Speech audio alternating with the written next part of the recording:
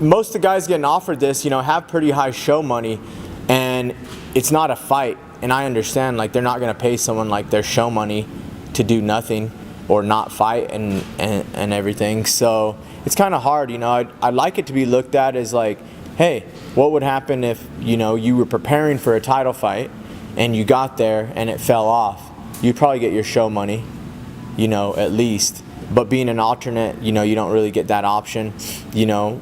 But at the same time, like you said, you're getting paid to train. You're getting better anyway. At the end of the day, you have an opportunity and you didn't really train for nothing where maybe you would have been. I'm like the alternate for a title fight. And like there is a chance Cejudo falls out and then it's like, is me and TJ a title fight? No one's really got to that until it actually happens.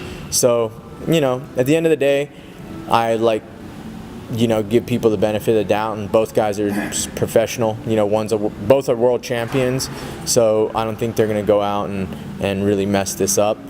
So yeah, I just think about fighting Ortiz for the most part. This is something I've done like my whole career.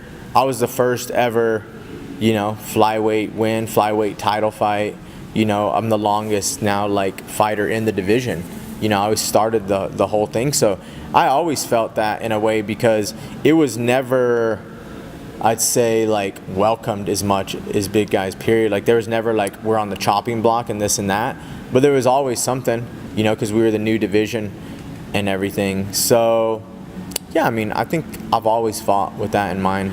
It's always been kind of like since the start, I've always thought like, hey, you know, we need to prove we're the best skilled division there is.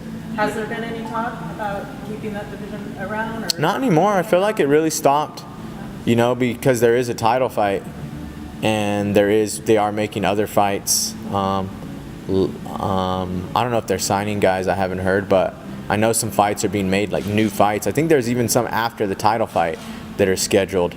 So I don't think they're looking at as like the last thing. I just signed a new 4-fight deal. Oh, you did? Yeah. So I think that's another good sign.